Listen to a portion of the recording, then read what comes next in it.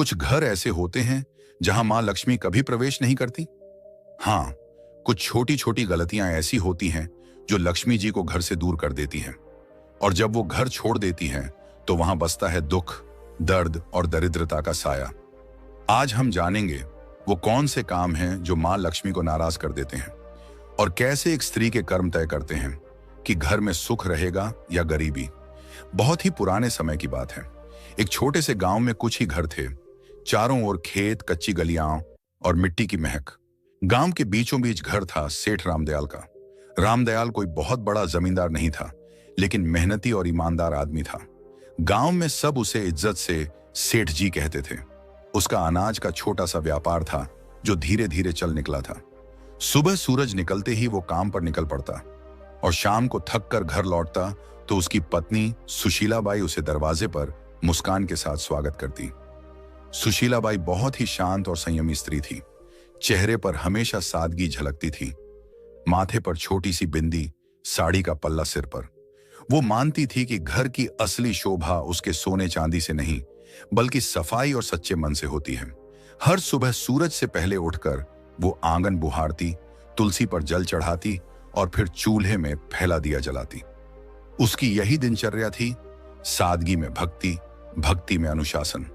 गांव की औरतें अक्सर कहती, सेठानी के घर में तो मां लक्ष्मी खुद रहती हैं। रामदयाल और सुशीलाबाई का एक ही बेटा था, अर्जुन। अभी बस 20 साल का नौजवान, लेकिन संस्कारों में पला बढ़ा। अर्जुन दिन भर पिता के काम में हाथ बंटाता और रात को मां के पास बैठकर उनकी बातें सुनता।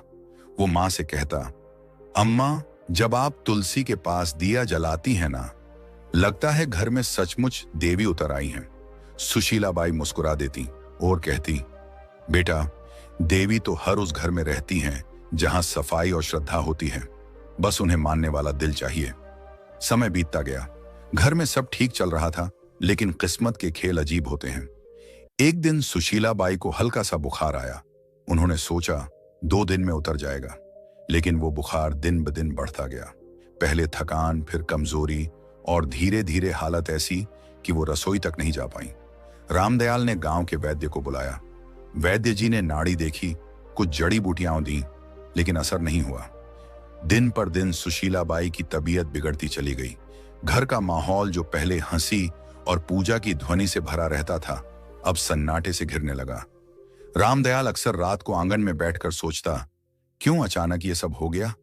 कहीं मेरी कमाई में कोई गलती तो नहीं, या हमने किसी का मन दुखाया हो? वो ऊपर आसमान की तरफ देखता और मन ही मन मां लक्ष्मी से कहता, मां, जो भी भूल हुई हो क्षमा करना। लेकिन जवाब में बस हवा की धीमी सरसराहट सुनाई देती।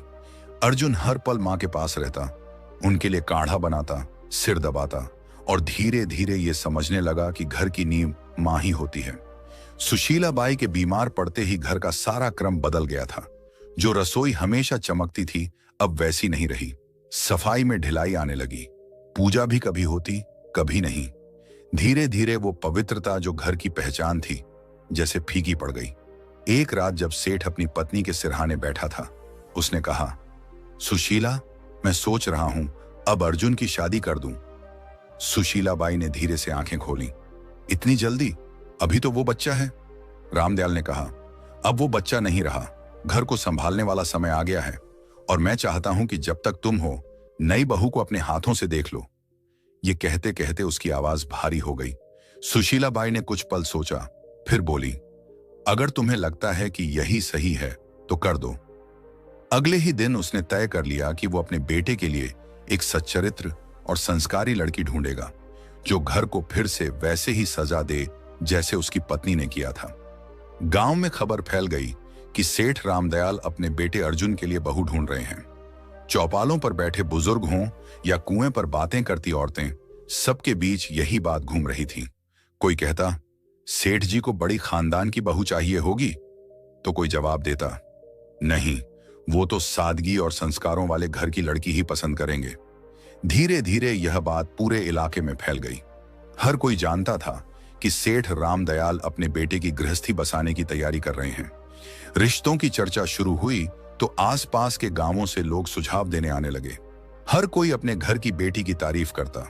सेठ सबकी बातें सुनता, लेकिन हर बार उसके मन में एक ही बात घूमती, सौंदर्य या अमीरी से घर नहीं चलता, घर तो संस्कारों और संयम से बनता है।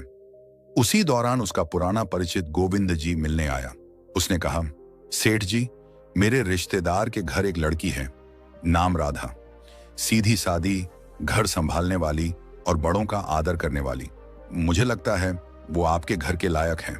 सेठ ने कहा, अच्छा, मैं जाकर देख आता हूं। अगले दिन सुबह वह अकेले ही निकल पड़ा। पहले के जमाने में पिता ही जाकर लड़की देखा करते थे। दोपहर तक सेठ उस गांव पहुंचा जहां राधा का घर था। घर सादा था, आंगन साफ और वातावरण में सादगी थी। राधा के पिता ने आदर से स्वागत किया। बातचीत के दौरान राधा पानी लेकर आई, सिर झुकाए, शांत और संस्कारी। सेठ ने मन ही मन कहा, यही है वो लड़की जिसमें घर बसाने की समझ है। उसी दिन सेठ ने वहीं पर रिश्ता पक्का कर दिया और कहा, अब बस शुभ दिन निकालिए, मैं अपनी बहू जल्द ही घर लाऊंगा। घर लौटकर उसने सुशीलाबाई से कहा, मैंने लड़की देख ली, नाम राधा है, स्वभाव बहुत अच्छा है, सूरत में सादगी है, आंखों में आदर झलकता है।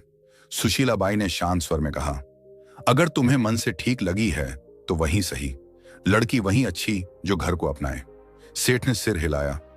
मन को सुकून मिला है, लगता है अब घर फिर से बस जाएगा। कुछ ही दिनों में रिश्ता तय हो गया। शुभ मुहूर्त निकला और दोनों घरों में खुशी की लहर दौड़ गई। समय बीता और शादी का दिन आ गया। सादगी से मगर पूरे रीति रिवाजों के साथ विवाह हुआ। राधा अब सेठ रामदयाल के घर की बहू बन चुकी थी। शादी को कुछ हफ्ते बीत चुके थे। घर में नई रौनक थी, सब कुछ जैसे फिर से जीवंत हो उठा था। राधा सुबह जल्दी उठती, आंगन में जल छिड़कती, तुलसी को प्रणाम करती और रसोई में मां अन्नपूर्णा का भोग तैयार करती। सुशीलाबाई के चेहरे पर सुकून था। उन्हें लगता था जैसे घर में मां लक्ष्मी खुद आकर बस गई हूं। लेकिन जैसे जैसे दिन बीते, राधा की आदतें बदलने लगी। वो अब सुबह देर तक सोने लगी और कुछ ही दिनों में आंगन की सफाई का समय बदल गया। पहले सूर्योदय से पहले झाड़ू की आवाज आती थी, अब सूरज ऊंचा चढ़ आता था, तब भी आंगन में बिखरे पत्ते वैसे ही पड़े रहते। एक सुबह सुशीलाबाई तुलसी पर जल चढ़ाने निकली तो देखा कि झाड़ू कोने में पड़ी है और राधा अभी तक नहीं उठी। वे कमरे में गईं और धीरे से बोली, बेटी, अब तो सूरज आंगन तक आ गया, उठ जा, घर की रौनक सुबह की सफाई से शुरू होती है। राधा ने उनींदी आंखें खोली और बोली, मां जी, आज बहुत नींद आ रही थी, बस थोड़ा और सोने दीजिए। सुशीलाबाई ने कहा, बेटी, देर तक सोने से मन में सुस्ती आती है और जब मन सुस्त हो जाए तो लक्ष्मी जी भी घर का रास्ता भूल जाती है। सुबह की हवा और सूरज की किरणें घर की बरकत होती हैं, इन्हें यूं मत खो। राधा ने हल्की मुस्कान दी, मां जी, मैं कल से ध्यान रखूंगी। लेकिन अगले दिन वही हुआ। सूरज निकला, आंगन में सन्नाटा रहा और तुलसी की मिट्टी सूखी पड़ी थी। कुछ दिनों बाद एक और बात हुई। राधा झाड़ू लगा रही थी, तभी झाड़ू गलती से उसके पैर से लग गई। सुशीलाबाई ने देखते ही आवाज लगाई, राधा बेटी, झाड़ू को पैर मत लगाना, ये मां लक्ष्मी का प्रतीक होती है। राधा ने हंसते हुए कहा, अरे मां जी, ये तो बस झाड़ू है, गलती से लग गया, अब इसमें क्या अपशकुन। सुशीलाबाई ने झाड़ू उठाकर दीवार के पास रखते हुए बोला, बेटी, यही तो गलती है। जब इंसान छोटी बातों को हल्के में लेता है तब बड़ी बरकतें उससे रूठ जाती हैं। झाड़ू सिर्फ सफाई का औजार नहीं, ये लक्ष्मी जी का आशीर्वाद है जो गंदगी दूर करती है। राधा ने हल्के स्वर में कहा, मां जी, आप भी ना हर चीज को पूजा बना देती हैं। सुशीलाबाई मुस्कुराई, मगर आंखों में चिंता उतर आई। धीरे धीरे राधा का ध्यान घर की सफाई और रसोई से हटने लगा। एक रात वह खाना बनाकर थक गई और झूठे बर्तन चूल्हे के पास ही छोड़कर सोने चली गई। आधी रात को जब सुशीलाबाई पानी पीने उठी तो देखा कि रसोई में झूठे बर्तनों का ढेर लगा है। सुबह उन्होंने राधा से कहा, बेटी, रसोई मां अन्नपूर्णा का घर है, वहां गंदगी छोड़ना ठीक नहीं, रात की गंदगी से नकारात्मकता पनपती है। राधा ने कहा, मां जी, आप तो बस चिंता करती रहती हैं, मैं साफ कर दूंगी ना अभी। सुशीलाबाई ने गहरी सांस लेकर कहा, बेटी, जो काम शाम का हो उसे सुबह तक टालना बरकत को टालना है। साफ रसोई से ही सुख का आरंभ होता है। राधा ने कुछ नहीं कहा, पर उसके चेहरे पर थकान और अनिच्छा साफ झलक रही थी। शाम का समय था, सूरज ढल चुका था और घर में दिया जलाने का वक्त था। तभी राधा ने झाड़ू उठाई और आंगन बुहारने लगी। सुशीला बाई ने तुरंत आवाज लगाई, राधा, शाम को झाड़ू नहीं लगाते बेटा। इस वक्त मां लक्ष्मी घर में प्रवेश करती हैं। राधा ने बिना रुके कहा, मां जी, जब दिन में वक्त नहीं मिलता तो शाम को ही सफाई करनी पड़ती है, इससे क्या फर्क पड़ता है? सुशीला बाई दरवाजे पर खड़ी होकर बोली, फर्क पड़ता है बेटी, शाम को झाड़ू लगाने से लक्ष्मी जी का आशीर्वाद बाहर निकल जाता है। बरकत सिर्फ कमाई से नहीं आती, आदतों से आती है। राधा ने झाड़ू एक ओर रख दी और बोली, मां जी, मैं आपकी इज्जत करती हूं, पर अब जमाना बदल गया है, लोग ये सब बातें नहीं मानते। सुशीला बाई ने शांत स्वर में कहा, बेटी, जमाना बदल सकता है, लेकिन घर की नींव नहीं। जो परंपरा से जुड़ा रहे वही स्थिर रहता है। कुछ दिन बाद एक और घटना हुई। राधा ने खाना खत्म होने के बाद झूठे बर्तन चूल्हे के ऊपर रख दिए। जब सुशीला बाई ने देखा तो बोली, बेटी, चूल्हा मां अन्नपूर्णा का आसन है, वहां झूठे बर्तन नहीं रखे जाते। राधा ने बिना ऊपर देखे कहा, मां जी, मैं बस जगह की कमी से रख दिए थे, बाद में धो दूंगी। सुशीला बाई ने कहा, रसोई में पवित्रता सबसे जरूरी है। अगर चूल्हे पर गंदगी होगी तो लक्ष्मी जी की कृपा भी घट जाएगी। राधा ने मुस्कुराते हुए कहा, मां जी, हर चीज में देवी ढूंढना बंद कीजिए। खाना तो मैंने बना ही दिया ना, अब थोड़ी देर में सब साफ हो जाएगा। सुशीला बाई ने कोई जवाब नहीं दिया। उनके चेहरे पर निराशा थी, मगर मन में अब भी उम्मीद थी कि शायद एक दिन राधा इन बातों का अर्थ समझ लेगी। धीरे धीरे घर का माहौल बदलने लगा। पहले जहां सुबह पूजा की घंटी बजती थी, अब सन्नाटा रहता था। तुलसी के पास मिट्टी सूख गई थी, दीपक बुझा रहता था। सुशीला बाई अब भी हर सुबह तुलसी के सामने खड़ी होकर कहती, हे मां, इस घर पर अपनी कृपा बनाए रखना, मेरी बहू को सही समझ देना। लेकिन जैसे घर की रोशनी धीरे धीरे कम होती जा रही थी, सेठ रामदयाल अब चिंतित रहने लगा था। उसे लगता घर में कोई अदृश्य भारीपन फैल गया है। एक दिन उसने सुशीला बाई से कहा, लगता है मां लक्ष्मी रूठ गई हैं। सुशीला बाई ने चुपचाप सिर झुका लिया। उन्हें पता था यह सब राधा की लापरवाह आदतों का नतीजा है, पर वो अभी भी उसे डांटना नहीं चाहती थी। उनका विश्वास था कि प्यार से समझाने पर राधा बदल जाएगी। समय बीतता गया और घर की रौनक धीरे धीरे जैसे मिट्टी में मिलने लगी। पहले जहां सुबह तुलसी के पास दिया जलता था, अब वहां धूल जमने लगी थी। राधा अब ज्यादातर उदास या व्यस्त रहती। सफाई आधी अधूरी, पूजा कभी कभी, और घर में अब वो अपनापन नहीं था जो पहले हर कोने में झलकता था। सेठ रामदयाल ने सबसे पहले बदलाव अपने व्यापार में महसूस किया। पहले जो सौदे फायदेमंद रहते, अब घाटे में जाने लगे। गोदाम में अनाज में कीड़े लग गए, कुछ सौदे अटक गए और पुराने ग्राहक धीरे धीरे दूर होने लगे। सेठ कई रातें जागकर हिसाब किताब देखता, मगर समझ नहीं पाता कि गलती कहां हो रही है। एक शाम उसने सुशीला बाई से कहा, सुशीला, अजीब बात है, अब काम में मन नहीं लगता, जैसे बरकत कहीं गुम हो गई हो। सुशीला बाई ने धीमे स्वर में कहा, बरकत तब गुम होती है जब घर की पवित्रता कम होने लगे। मां लक्ष्मी वहां नहीं टिकती जहां गंदगी और लापरवाही घर कर जाए। सेठ ने गहरी सांस ली। तू कहना चाहती है कि... वो आगे नहीं बोला, लेकिन दोनों की नजरें एक ही दिशा में उठीं, राधा की ओर। राधा भी ये सब देखती थी, पर उसे लगता कि ये बस समय की मार है। एक दिन जब सेठ गुस्से में बोला, हर काम उल्टा क्यों हो रहा है, तो राधा ने कहा, पिताजी, ये सब अंधविश्वास है, व्यापार में उतार चढ़ाव तो होते रहते हैं। सेठ ने आंखें तरेरी। तू नहीं समझेगी बहू, जब घर की औरतें रीति भूल जाती हैं, तब घर की बरकत खुद रास्ता भूल जाती है। उस दिन के बाद से माहौल और भारी हो गया। घर में छोटी मोटी चीजें टूटने लगीं। राधा ने ध्यान देना बंद कर दिया था। झाड़ू वहीं कोने में पड़ी रहती, रसोई में बर्तन कभी साफ नहीं रहते। सुशीला बाई अब ज्यादातर चुप रहने लगी थी।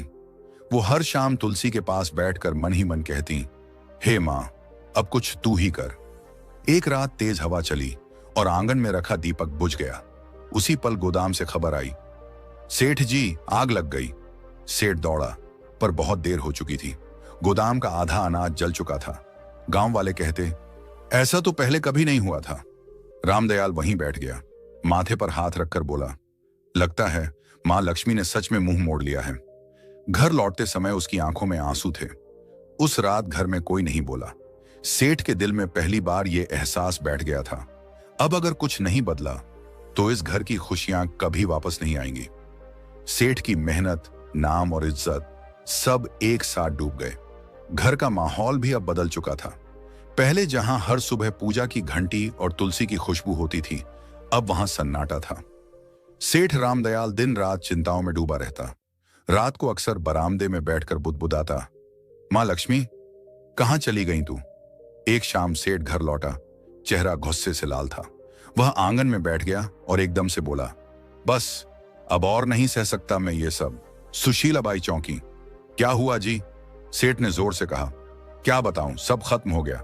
मेहनत, इज्जत, कारोबार सब झलकर राख हो गया। और मैं जानता हूं ये सब किसकी वजह से हुआ है। उसकी नजर राधा पर टिक गई, जो पास ही खड़ी थी। राधा सकपका गई। धीमे स्वर में बोली, पिताजी, मुझसे क्या गलती हुई है? मैं तो हर दिन अपने काम करती हूं। सेठ का स्वर भारी और कांपता हुआ था। काम? तूने घर का रूप बदल दिया बहू। न सफाई, न श्रद्धा, न सुबह का दीपक। जब औरत घर की मर्यादा भूल जाए तो लक्ष्मी जी भी उसका साथ छोड़ देती है। जिस दिन तू इस घर में आई, उसी दिन से बरकत घटने लगी। राधा की आंखें भर आईं। वो रोते हुए बोली, मैंने किसी का बुरा नहीं चाहा पिताजी। मैंने बस अपने ढंग से जीने की कोशिश की। अगर पूजा में देर हो जाए या सफाई में कमी रह जाए तो क्या सारी विनाश की जड़ मैं ही हूं? सेठ गुस्से से उठा और बोला, हां, क्योंकि घर की नींव औरत के कर्मों से टिकती है। अगर वो ही ढीली हो जाए तो पूरा घर ढह जाता है। तेरे आने के बाद से न शांति बची न बरकत। अब मैं तुझे कुछ और नहीं कह सकता। बस इतना कि इस घर से जा, राधा, जा और अपने कर्मों पर खुद विचार कर। राधा स्तब्ध रह गई। उसने कांपती आवाज में कहा, मां जी, आप तो कुछ कहिए। क्या सच में मेरी ही वजह से यह सब हुआ? सुशीलाबाई की आंखों में आंसू थे, लेकिन शब्द नहीं निकले। राधा के गालों पर आंसू लुढ़क पड़े। सेठ ने कड़क स्वर में कहा, अब इस दहलीज को पार मत करना जब तक मन और घर दोनों पवित्र न हो जाएं। राधा ने बिना कुछ बोले सिर झुकाया। उसने धीरे से दहलीज पार की। वही दहलीज जहां से कुछ महीने पहले उसने पहली बार कदम रखा था। और राधा बिना कुछ कहे, बिना किसी सामान के, आंसुओं से भीगी साड़ी में उस घर से निकल गई। कदम भारी थे, लेकिन मन में एक संकल्प जल रहा था। अब वो मां लक्ष्मी से क्षमा मांगेगी, चाहे इसके लिए उसे खुद को मिटाना ही क्यों न पड़े। रात ठंडी थी, रास्ता सुनसान। गांव से बाहर निकलते ही घना जंगल शुरू हो गया। पेड़ों की छांव में चांद की किरणें भी मुश्किल से पहुंचती थीं। वह एक पुराने बरगद के नीचे बैठ गई। आंसू रुक नहीं रहे थे, मगर भीतर एक अजीब सी दृढ़ता थी। उसने हाथ जोड़कर कहा, मां, जब तक आप दर्शन नहीं देंगी, मैं ना अन्न ग्रहण करूंगी ना जल। रात बीती, दिन निकला। भूख ने शरीर तोड़ दिया, पर उसका मन और मजबूत होता गया। तीसरे दिन जब सूरज ढलने को आया तो चारों ओर अचानक हल्की रोशनी फैलने लगी। राधा ने आंखें खोली।